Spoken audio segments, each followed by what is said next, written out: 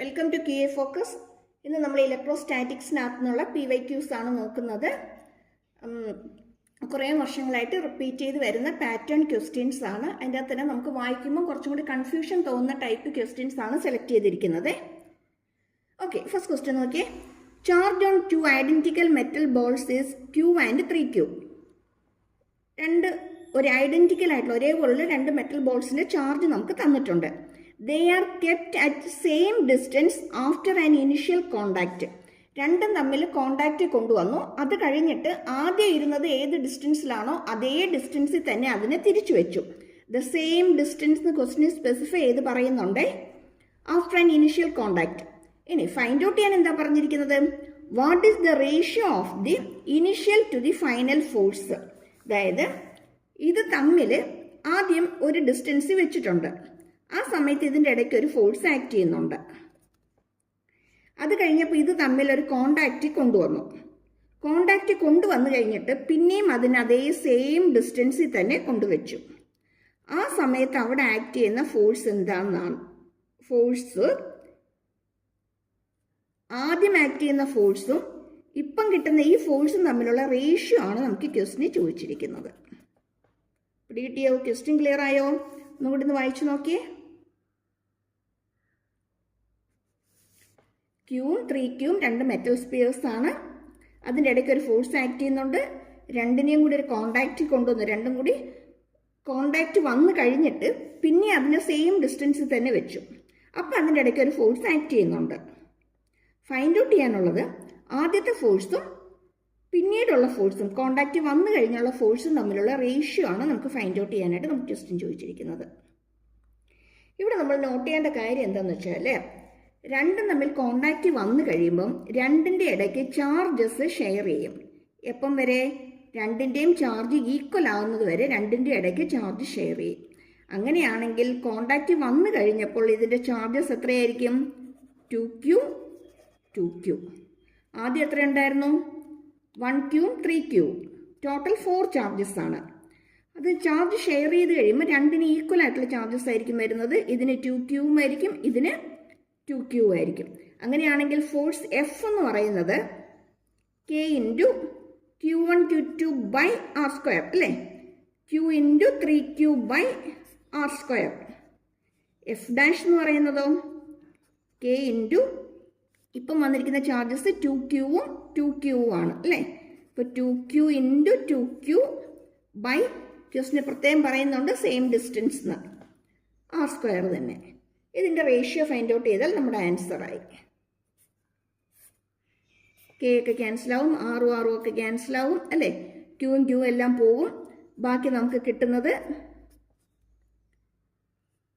മുകളിലൊരു 3 വരും, താഴെ 2 ഇൻറ്റു 2 4 വരും.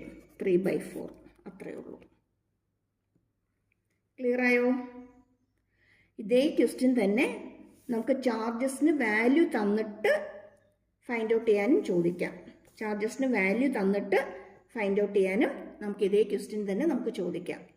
ആറിൻ്റെയൊക്കെ ഡിസ്റ്റൻസ് ഒക്കെ തന്നിട്ട് കോണ്ടാക്റ്റ് വന്നു കഴിയുമ്പോൾ ഉള്ള ഫോഴ്സ് എന്താണെന്ന് ഫൈൻഡ് ഔട്ട് ചെയ്യാനും ഇത് ക്വസ്റ്റ്യനായിട്ട് വരാം.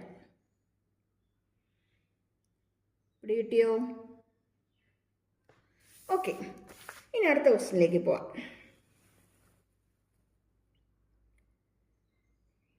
A negatively charged oil drop is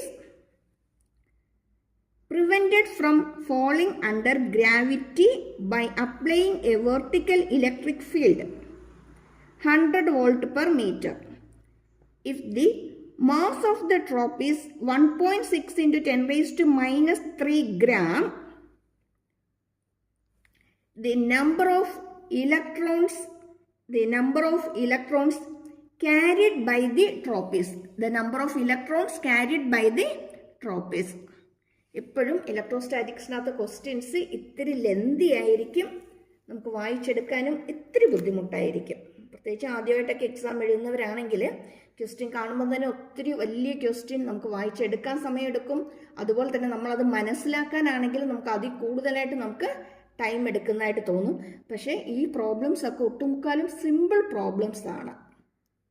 calculation vice നോക്കിയാലും തിയറി വൈസ് നമുക്ക് സോൾവ് ചെയ്യേണ്ടി വരുന്നത് നോക്കിയാലും സിമ്പിൾ പ്രോബ്ലംസ് ആണ്, പക്ഷേ വായിച്ചെടുക്കാൻ നമുക്ക് ഇത്തിരി ടൈം എടുക്കും. അതിൻ്റെ ആ ബേസിക് ഐഡിയ കിട്ടാൻ നമുക്ക് ഇത്തിരി ഒരു ടൈം എടുത്തുനിന്ന് വരും. അപ്പോൾ ഇങ്ങനത്തെ ക്വസ്റ്റ്യൻസ് ചെയ്ത് പ്രാക്ടീസ് ആവുക, അത് മാത്രമേ ഉള്ളൂ നമുക്ക് സൊല്യൂഷൻ.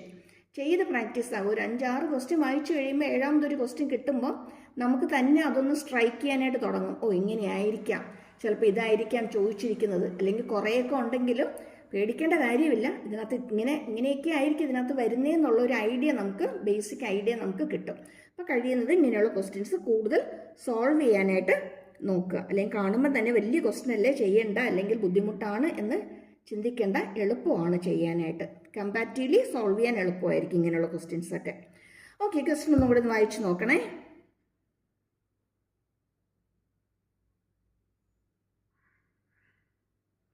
ഇവിടെ നോട്ട് ചെയ്യേണ്ടത് പ്രിവെൻറ്റഡ് ഫ്രം ഫോളിങ്, താഴേക്ക് വീഴുന്നത് പ്രിവെൻറ്റ് ചെയ്തിരിക്കുകയാണ്. ഗ്രാവിറ്റി മൂലം താഴേക്ക് വീഴുന്നത് പ്രിവെൻറ്റ് ചെയ്തിരിക്കുകയാണ്. എങ്ങനെയാണ്? എ വെർട്ടിക്കൽ ഇലക്ട്രിക് ഫീൽഡ്, ഒരു വെർട്ടിക്കൽ ഇലക്ട്രിക് ഫീൽഡ് അപ്ലൈ ചെയ്തിട്ട് താഴേക്ക് വീഴുന്നത് പ്രിവെൻറ്റ് ചെയ്തിട്ടുണ്ട് അല്ലേ? അങ്ങനെയാണെങ്കിൽ അവിടെ നമുക്ക് ഫൈൻഡ് ഔട്ട് ചെയ്യാനായിട്ട് ചോദിച്ചിരിക്കുന്നത് എത്ര നമ്പർ ഓഫ് ഇലക്ട്രോൺസ് ആ ഓയിൽ ഡ്രോപ്പിനകത്ത് ഉണ്ടെന്നാണ്. എത്ര നമ്പർ ഓഫ് ഇലക്ട്രോൺസ് ആ ഓയിൽ ഡ്രോപ്പിനകത്ത് ഉണ്ടെന്നാണ്. അപ്പം നമ്പർ ഓഫ് ഇലക്ട്രോൺസ് കിട്ടണമെങ്കിൽ നമുക്കവിടെ ആദ്യം നമുക്ക് അതിൻ്റെ ചാർജ് കിട്ടണം. ചാർജ് കിട്ടിയെങ്കിൽ മാത്രമേ നമുക്ക് അതിൻ്റെ അകത്ത് number of electrons find out ചെയ്യാനായിട്ട് പറ്റത്തുള്ളൂ. അപ്പോൾ നമുക്ക് ആദ്യം ക്യൂ കിട്ടണം. ക്യൂ കിട്ടിക്കഴിഞ്ഞാൽ പിന്നെ എളുപ്പമാണ്, എണ്ണി ഇട്ട് കൊടുത്താൽ മതി, നമ്മുടെ ആൻസർ ആവും അല്ലേ? ഇനി ക്യൂ കിട്ടാനായിട്ട് ക്വസ്റ്റിനകത്ത് പ്രത്യേകം പറയുന്നുണ്ട് ഗ്രാവിറ്റി കാരണം താഴേക്ക് വീഴുന്നത്. അപ്പം താഴേക്ക് ആക്ട് ചെയ്യുന്ന ഫോഴ്സ് mg ആണ്. ഇതിനെ താഴെ വീഴാതെ പ്രിവെൻറ്റ് ചെയ്ത് നിർത്തിയിരിക്കുന്നത് വെർട്ടിക്കൽ ഇലക്ട്രിക് ഫീൽഡ് അപ്ലൈ ചെയ്തിട്ടാണ്. ഇപ്പോൾ ഇലക്ട്രിക് ഫീൽഡ് അപ്ലൈ ചെയ്യുമ്പോൾ അവിടെ ആക്ട് ചെയ്യുന്ന ഫോഴ്സ് ആരാ? ഇലക്ട്രിക് ഫീൽഡ് കാരണം ആക്ട് ചെയ്യുന്ന ഫോഴ്സ് ആരാ? EQ അല്ലേ? F = EQ. ഇത് തമ്മിൽ സിംപ്ലിഫൈ ചെയ്ത് കഴിഞ്ഞാൽ നമുക്ക് ക്യൂ കിട്ടും. ക്യൂ കിട്ടിക്കഴിഞ്ഞാൽ അതിൻ്റെ അകത്ത് നിന്ന് n ഫൈൻഡ് ഔട്ട് ചെയ്യാം. ഇത്രേ ഉള്ളൂ ഈ പ്രോബ്ലം. ഓക്കെ, നമുക്കൊന്ന് ചെയ്ത് നോക്കാം. Q = mg/e ആണ്. എം എന്ന് പറയുമ്പോൾ മാസൊക്കെ നമുക്ക് ക്വസ്റ്റിനിൽ തന്നിട്ടുണ്ടല്ലേ? ഉണ്ട്, ഇതാ ഇവിടെ ഉണ്ട്. 1.6 × 10⁻³ ഗ്രാം എന്ന് തന്നിട്ടുണ്ട്. അപ്പം 1.6 × 10⁻³ ഗ്രാമിന് നമുക്ക് കിലോഗ്രാമിലേക്ക് കൺവേർട്ട് ചെയ്യണം അല്ലേ? കിലോഗ്രാമിലേക്ക് കൺവേർട്ട് ചെയ്യുമ്പോൾ 1 × 10⁻³ കൂടി വരും. ഗ്രാമിനെ കിലോഗ്രാമിലേക്ക് കൺവേർട്ട് ചെയ്യാൻ × 10⁻³ ആണ്. അപ്പോൾ ഓൾറെഡി ക്വസ്റ്റ്യനിൽ ഒരു -3 ഉണ്ട്, പിന്നെ ഒരു -3 കൂടി വരുമ്പോഴത്തേക്ക് -6 ആകും. ഇൻറ്റു ജി നമുക്ക് 10 ആയിട്ട് എടുക്കാം, by the applied electric field is 100 volt per metre എന്ന് പറയുന്നുണ്ട്. 100 10⁻² ആണ്. മുകളിലേക്ക് വരുമ്പോൾ 10⁻² ആയിട്ട് മാറും. 10⁻² -4 കൂടി സിംപ്ലിഫൈ ചെയ്യുമ്പോൾ നമുക്ക് 10⁻8 കിട്ടും. 10⁻8 ഒരു 10⁻1 കൂടി ചെയ്യുമ്പോൾ നമുക്ക് 10⁻7 എന്ന് കിട്ടും. നമ്മുടെ ആൻസർ എത്രയാ? 1.6 × 10⁻7. സിമ്പിൾ അല്ലേ?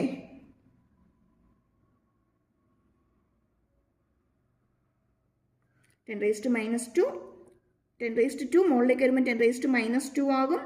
-2ഉം -6ഉം കൂടി -8 ആകും. -8 × 10 എന്ന് പറയുമ്പോൾ 10⁻7 ആണ്. 1.6 × 10⁻7 ആണ്.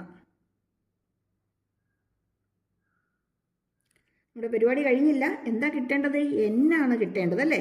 അപ്പോൾ n കിട്ടാനായിട്ട് എളുപ്പമാണ്. എന്ത് ചെയ്താൽ മതി? Q/E ചെയ്താൽ മതി. Q/E ചെയ്താൽ മതി.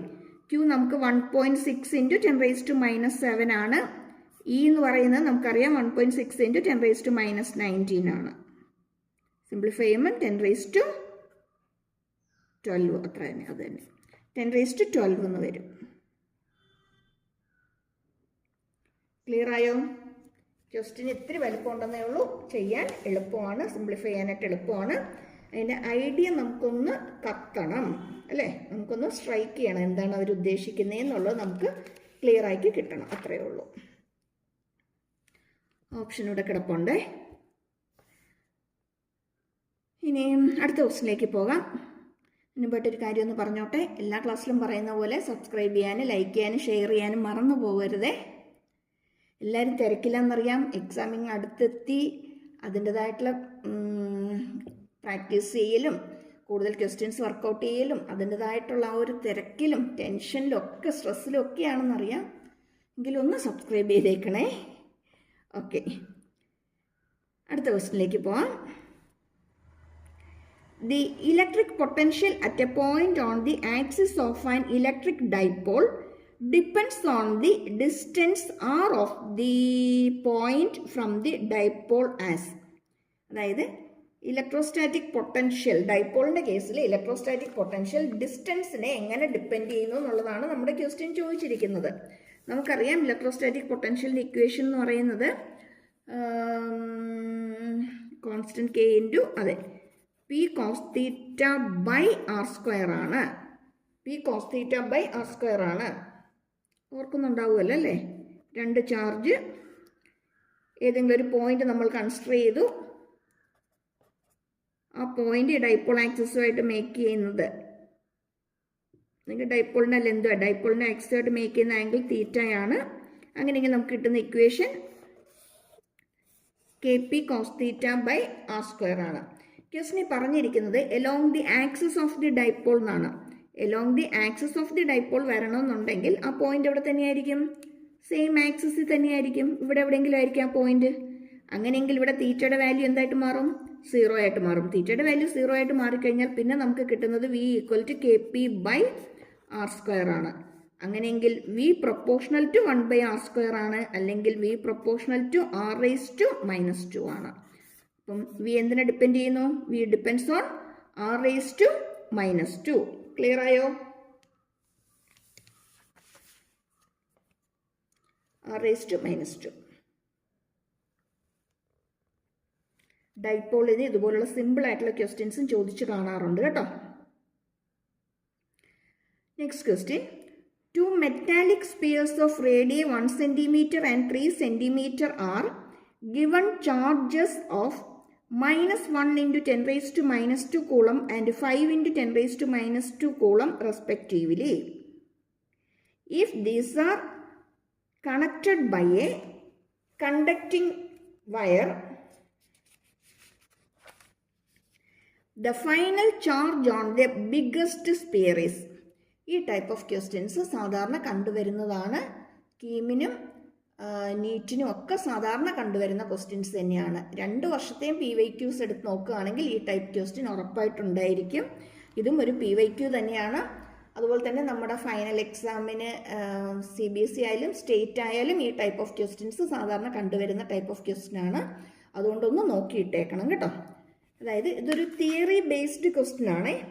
ഇവിടെ പറഞ്ഞിരിക്കുന്നത് 2 metal spheres, charged metal spheres ഒരു കണ്ടക്റ്റിംഗ് വയർ വെച്ച് കണക്ട് ചെയ്തിട്ടുണ്ട്.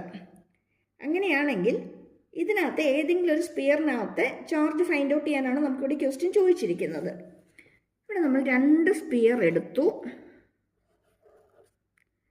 2 സ്പിയറിൻ്റെയും ചാർജ് നമുക്ക് തന്നിട്ടുണ്ടെന്ന് വിചാരിച്ചോളൂ. Q1ഉം Q2ഉം തന്നിട്ടുണ്ട്. അങ്ങനെയെങ്കിൽ ഇതിനകത്ത് ടോട്ടൽ ചാർജ് എന്ന് പറയുന്നത് Q1 + Q2 ആണ്. ടോട്ടൽ ചാർജ് എന്ന് പറയുന്നത് Q1 + Q2 ആണ്. ഇനി ഇതിനെ തമ്മിൽ കണക്ട് ചെയ്തു. കണക്ട് ചെയ്യുമ്പോഴത്തേക്കും ചാർജ് എന്ത് ചെയ്യും? റീഅറേഞ്ച് ചെയ്യും. അപ്പോൾ റീഅറേഞ്ച് ചെയ്ത് കഴിഞ്ഞപ്പം ഇതിനകത്ത് ചാർജസ് എന്ന് പറയുന്നത് എനിക്കറിയില്ല, ഇത് Q' ആണെന്ന് ഞാൻ എടുത്തു. അങ്ങനെയെങ്കിൽ ഇത് എത്രയായിരിക്കും? Q - Q' ആയിരിക്കും. ശരിയാണോ? ഇത് Q1, ഇത് Q2. ടോട്ടൽ ചാർജ് എന്ന് പറയുന്നത് Q1 + Q2 ആണ്. അതുകൊണ്ട് തന്നെ ഇത് Q' ആണെങ്കിൽ ഇത് എത്രയായിരിക്കും? Q - Q' ആയിരിക്കും. ടോട്ടൽ 5 ആണ്, ഇത് 2 ആണെങ്കിൽ ഇത് 3 ആയിരിക്കും. എവിടെ നിന്ന് കിട്ടും? 5 - 2, അത്രേ ഉള്ളൂ. ഇനി 2 സ്പിയേഴ്സും കണക്ട് ചെയ്യുമ്പം അതിൻ്റെ ഇടയ്ക്ക് ചാർജസ് ഷെയർ ചെയ്യുന്നത് അല്ലെങ്കിൽ റീഅറേഞ്ച്മെൻറ്റ് നടക്കുന്നത് 2ൻ്റെയും പൊട്ടൻഷ്യൽ സെയിം ആകുന്നത് വരെയായിരിക്കും. അതാണ് നമ്മൾ നോട്ട് ചെയ്യേണ്ട പോയിന്റ്. 2ൻ്റെയും പൊട്ടൻഷ്യൽ സെയിം ആകുന്നത് വരെയായിരിക്കും അവിടെ ചാർജസ് റീഅറേഞ്ച് ചെയ്യുന്നത്. അങ്ങനെയെങ്കിൽ V1 = V2 ആയിരിക്കും. ഇതാണ് നമുക്ക് മെയിനായിട്ട് വേണ്ടുന്ന ഹിൻറ്റ്. ഫസ്റ്റ് വണ്ണിൻ്റെ പൊട്ടൻഷ്യൽ എഴുതുമ്പം K × Q' അതിൻ്റെ radius R1 that equal to അടുത്തത് K × Q minus Q dash by അതിൻ്റെ റേഡിയസ് R2. കെയും കെയും ഒക്കെ ക്യാൻസൽ ആയി പോവും. ബാക്കി നമുക്ക് വേണ്ടുന്ന ഇക്വേഷൻ ഏത് മാത്രമേ ഉള്ളൂ? Q dash by R1 equal to Q minus Q dash by R2. അപ്പം നിങ്ങൾ ചെയ്യേണ്ടത് എന്താണെന്ന് വെച്ചാൽ എക്സാമിന് നമുക്ക് ഈ തിയറി ഒക്കെ ചെയ്തുകൊണ്ടിരിക്കാനുള്ള സമയമില്ല.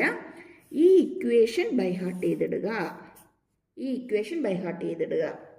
ഇനി R2 സെയിം ആണെങ്കിലോ അതും ക്യാൻസൽ ആയിപ്പോയിക്കോളും. പിന്നെ നമുക്ക് സിമ്പിളാണ്. Q dash equal to Q minus Q dash മാത്രമേ നമുക്ക് വരുള്ളൂ. അപ്പം ഇത് ഫുൾ നമുക്ക് ചെയ്യാനുള്ള ടൈമില്ല, അതുകൊണ്ട് ഇത് നോട്ട് ചെയ്തോളൂ. ക്ലിയർ ആണോ? ഇനി നമുക്ക് ഈ പ്രോബ്ലം നമുക്ക് സോൾവ് ചെയ്യാനായിട്ട് നോക്കാം. ഇത് സോൾവ് ചെയ്യുമ്പോഴത്തേക്കും ക്യൂ ഡാഷ് ബൈ R1 അല്ലേ, ചാർജസ് ക്വസ്റ്റിന് തന്നിട്ടുണ്ട്. -1 × 10⁻²ഉം 5 × 10⁻² ആണെന്നൊക്കെ തന്നിട്ടുണ്ട്. ക്യൂ ഡാഷ് ബൈ ഒരെണ്ണത്തിൻ്റെ റേഡിയസ് 1 സെൻറ്റിമീറ്ററും, ജസ്റ്റ് നോക്കി, ക്വസ്റ്റിന് തന്നിട്ടുണ്ട്. ചാർജസ് -1ഉം 5ഉം ആണ് നമുക്കിവിടെ ക്വസ്റ്റിന് തന്നിട്ടുണ്ട് അല്ലേ. × 10⁻² ആണ്. അതുപോലെ തന്നെ റേഡിയസ് തന്നിട്ടുണ്ട് 1 സെൻറ്റിമീറ്ററും 3 സെൻറ്റിമീറ്ററും ആണെന്ന്. അപ്പം ഞാനിവിടെ ക്യൂ ഡാഷ് ബൈ 1 സെൻറ്റിമീറ്റർ എടുത്തു. That equal to Q minus Q dash by 3 centimetre എടുത്തു. ജസ്റ്റ് ക്രോസ് മൾട്ടിപ്ലൈ ചെയ്യുക. 3Q dash is equal to Q minus Q dash, അല്ലെങ്കിൽ ഇത് ഇപ്പുറത്തേക്ക് വരുമ്പോൾ 4Q dash equal to Q എന്ന് വരും. എനിക്ക് ക്യൂ ഡാഷ് ആണ് കിട്ടേണ്ടത്.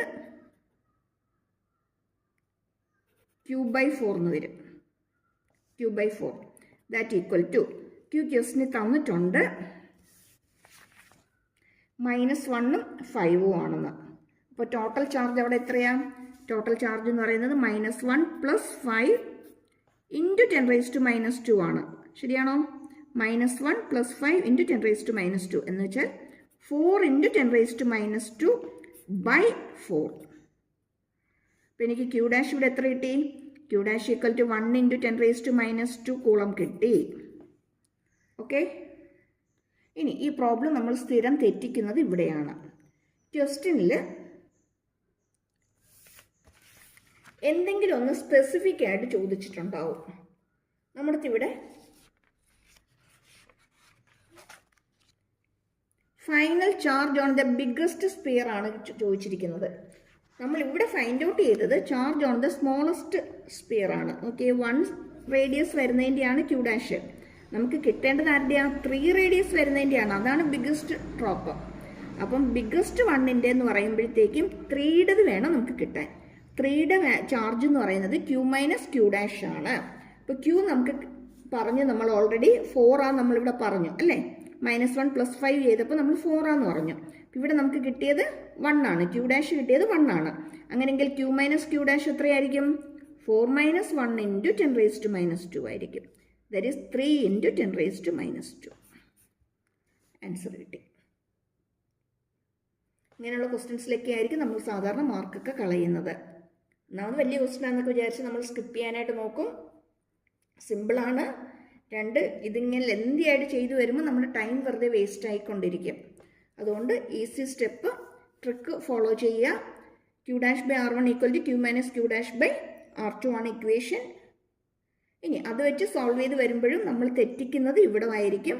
നമുക്ക് ക്യൂ ഡാഷ് കിട്ടുമ്പോഴത്തേക്കും, ചാർജ് കിട്ടുമ്പോൾ നമ്മൾ അവിടെ കൊണ്ടങ്ങ് എൻഡ് ചെയ്യും. ഓപ്ഷനിൽ നോക്കും, ഉറപ്പായിട്ട് ആ വാല്യൂം കൂടി ചിലപ്പോൾ ഓപ്ഷനിൽ തന്നിട്ടുണ്ടാവും. നമ്മളത് മാർക്ക് ചെയ്യും. എപ്പോഴും നോട്ട് ചെയ്തോണം. ആൻസർ എപ്പോഴും സ്പെസിഫിക് ആയിട്ട് എന്തെങ്കിലും ഒന്ന് അവർ ചോദിച്ചിട്ടുണ്ടാവും. സ്മോളസ്റ്റ് അല്ലെങ്കിൽ ബിഗ്ഗസ്റ്റ് എന്നൊക്കെ പറഞ്ഞ് അവർ ചോദിച്ചിട്ടുണ്ടാവും. അതെപ്പോഴും നോട്ട് ചെയ്തോണം, അല്ലെങ്കിൽ നമ്മുടെ ആൻസർ തെറ്റിപ്പോവും. ഓക്കെ.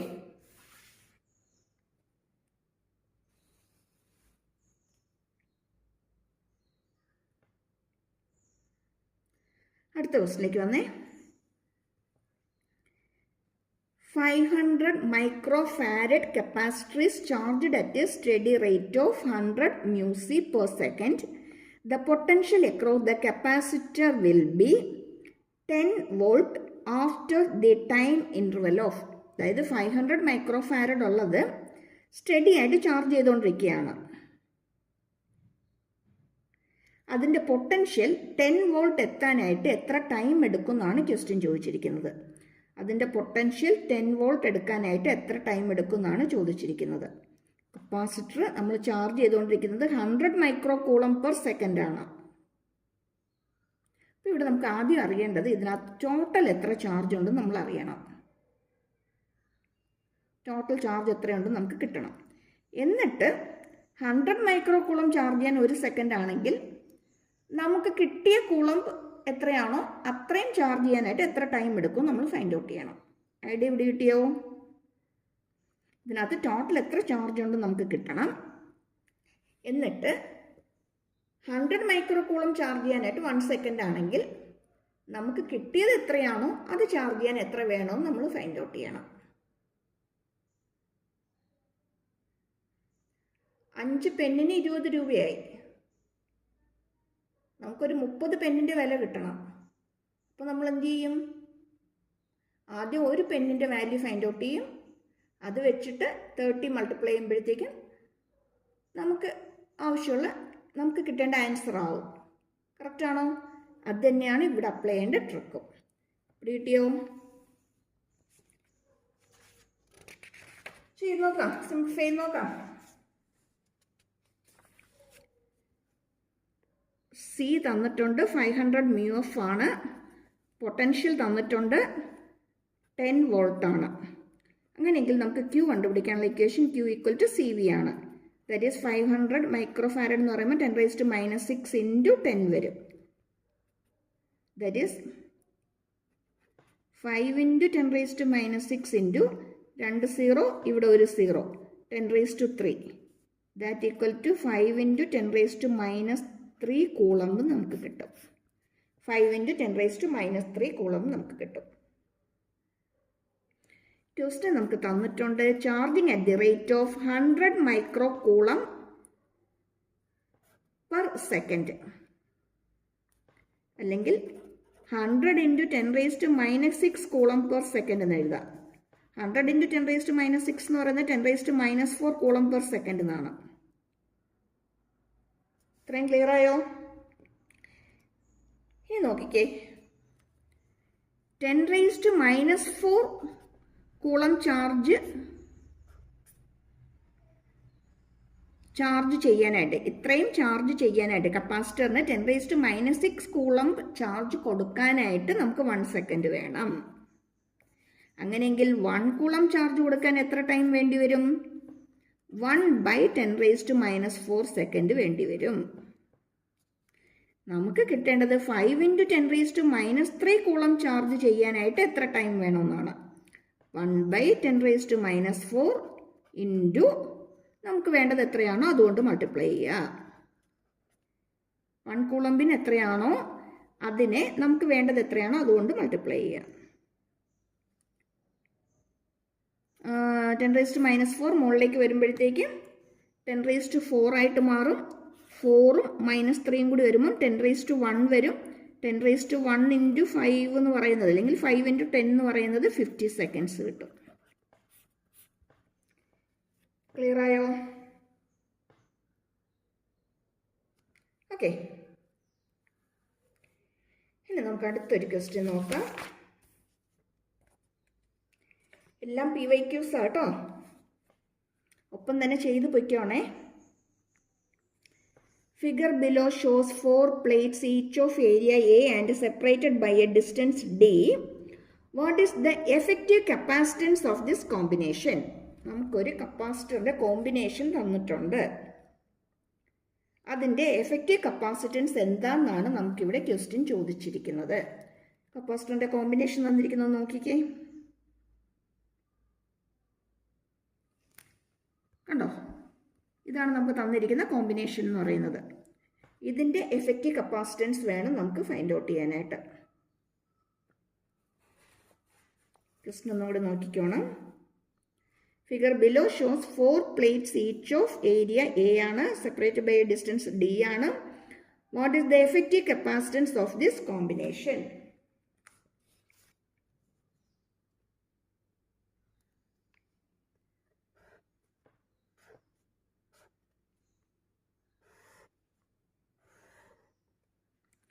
ഇത് എ ആണ്,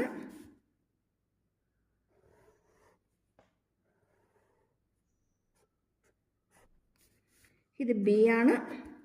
ഇതിൻ്റെ ഇടയ്ക്കുള്ള ഡിസ്റ്റൻസ് ഡി ആണെന്നൊക്കെ തന്നിട്ടുണ്ട് അല്ലേ. ഏരിയ എ ആണെന്ന് തന്നിട്ടുണ്ട്, ഡിസ്റ്റൻസ് ഡി ആണെന്ന് തന്നിട്ടുണ്ട്. ഇതിന് പോസിറ്റീവ് ചാർജും ഇതിന് മൈനസ് ചാർജും കൊടുത്തെന്ന് വിചാരിച്ചോളൂ. ഇതിന് പോസിറ്റീവും ഇതിന് മൈനസും കൊടുത്തെന്ന് വിചാരിച്ചോളൂ. അങ്ങനെയെങ്കിൽ ഇവിടെ വരുമ്പം ഇവിടെ എ ആണ്, പ്ലേറ്റ് എ ആണ് അല്ലേ. ഇവിടെ എ പോസിറ്റീവ്, ഇവിടെ വരുമ്പോഴത്തേക്ക് ബിയുടെ നെഗറ്റീവ്, ഇവിടെ വരുമ്പം ബിയുടെ നെഗറ്റീവ്, ഇവിടെ വരുമ്പം പിന്നെയും എയുടെ പോസിറ്റീവ്. എന്നെടുത്ത് വരച്ച് നോക്കാം നമുക്ക് സെപ്പറേറ്റ് ആയിട്ട്. ഫസ്റ്റ് നമുക്ക് എ പ്ലേറ്റ് ആണ്, എ പ്ലേറ്റിൻ്റെ പോസിറ്റീവാണ്. അടുത്തത് വരുന്നത് ബി പ്ലേറ്റ് ആണ്, ബി പ്ലേറ്റിൻ്റെ നെഗറ്റീവാണ്. പിന്നെ നമുക്ക് വരുന്നത് ബി പ്ലേറ്റ് ആണ്, അതിൻ്റെ നെഗറ്റീവാണ്. പിന്നെ വരുന്നത് നമുക്ക് എ ആണ്, അതിൻ്റെ പോസിറ്റീവാണ്. എന്ന് വെച്ചാൽ ഇവിടെ നമുക്ക് 2 കപ്പാസിറ്ററിന് കിട്ടും. ഇതൊരു കപ്പാസിറ്ററാണ്, ഇതും ഒരു കപ്പാസിറ്ററാണ്. നമുക്കിവിടെ 2 കപ്പാസിറ്ററാണ് നമുക്ക് കിട്ടുന്നത്. അപ്പോൾ ടോട്ടൽ ഇവിടെ എത്ര കപ്പാസിറ്റേഴ്സ് ഉണ്ട്? 2 കപ്പാസിറ്റേഴ്സ്. ഇതിൻ്റെ ഇടയ്ക്ക് സെയിം ചാർജാണ് വരുന്നത് അല്ലേ. അപ്പോൾ അത് കപ്പാസിറ്ററായിട്ട് ആക്ട് ചെയ്യത്തില്ല. പ്ലസും മൈനസും പ്ലേറ്റ് വരുന്നത് എവിടെയാണോ അവിടെ എന്തായിട്ട് വരും? കപ്പാസിറ്ററായിട്ട് വരും. അപ്പോൾ നമുക്ക് 2 കപ്പാസിറ്ററിന് നമുക്ക് ഇവിടെ നിന്ന് കിട്ടി. ഇനി നമുക്ക് ഇതിനെ എങ്ങനെയാണ് കണക്ട് ചെയ്തിരിക്കുന്നതെന്ന് നോക്കാം. ഇത് രണ്ടും കൂടി എയിലേക്ക് കണക്ട് ചെയ്തിട്ടുണ്ട്, ഇത് രണ്ടും കൂടി ബിയിലോട്ടും കണക്ട് ചെയ്തിട്ടുണ്ട്. ഇത് രണ്ടും കൂടി എയിലേക്കും ഇത് രണ്ടും കൂടി ബിയിലേക്കും കണക്ട് ചെയ്തിട്ടുണ്ട്. അതായത് ഒന്നും കൂടി ക്ലിയർ ചെയ്ത് നമ്മളിത് വരയ്ക്കുവാണെങ്കിൽ A positive, B negative, A positive, B negative.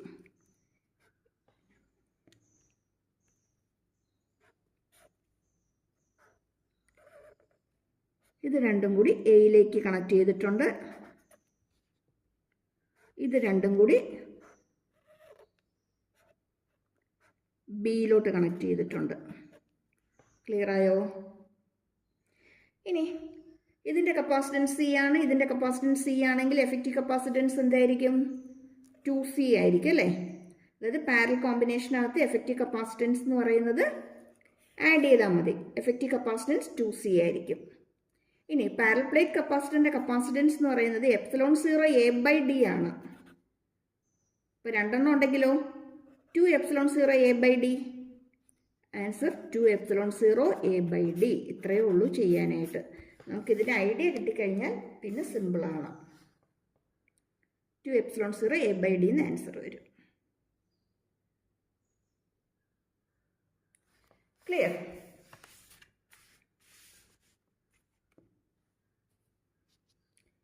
Different types of questions ആണ് ഇൻക്ലൂഡ് ചെയ്തിരിക്കുന്നത്.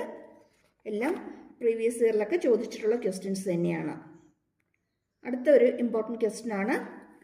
2 parallel infinite lines, line charges with linear charge densities plus lambda coulomb per meter and minus lambda coulomb per meter are placed at a distance of 2r in free space. What is the electric field midway between the 2 line charges? Just ഒന്ന് ഇവിടെ നിന്ന് വായിച്ചു നോക്കിക്കേ.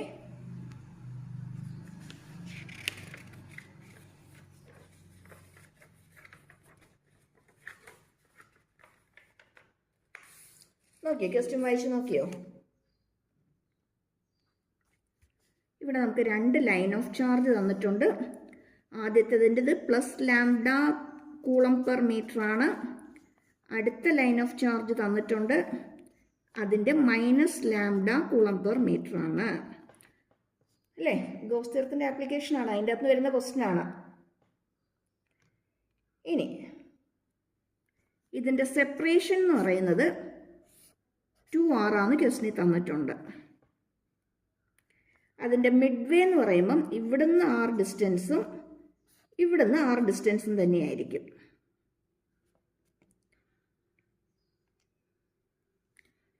ഈ പോയിന്റിലെ electric field എന്താണെന്നാണ് നമുക്ക് question.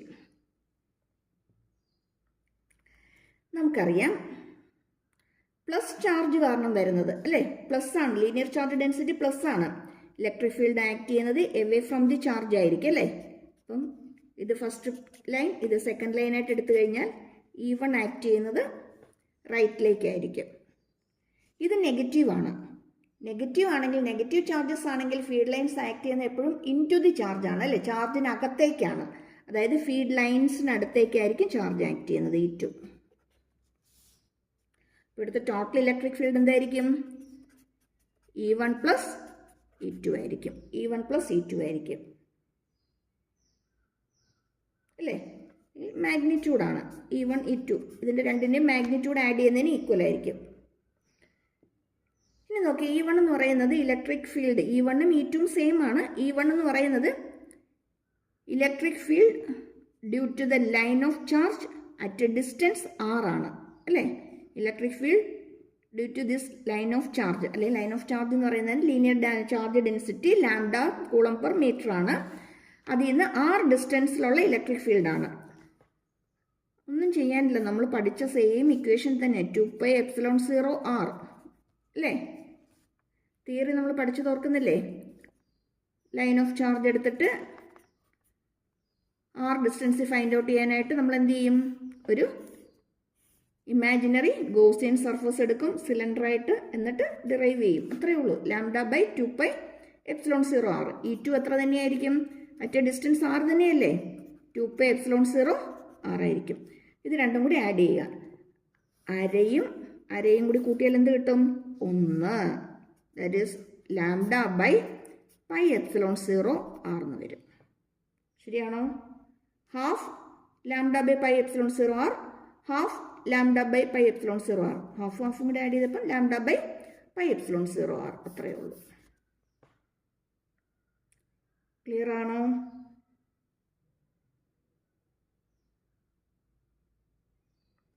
Okay, അപ്പോൾ താങ്ക് യു ഫോർ വാച്ചിങ്. ഇനി കൂടുതൽ ക്വസ്റ്റ്യൻസുമായിട്ട് നമുക്കിനി അടുത്ത വീഡിയോയിൽ കാണാം. ഒന്നും കൂടി പറയുകയാണ്, സബ്സ്ക്രൈബ് ചെയ്യാത്തവരാണെങ്കിൽ, ആദ്യമായിട്ട് കാണുന്നവരാണെങ്കിൽ സബ്സ്ക്രൈബ് ചെയ്തേക്കണേ, മറന്നു പോകരുതേ. Thank you for watching.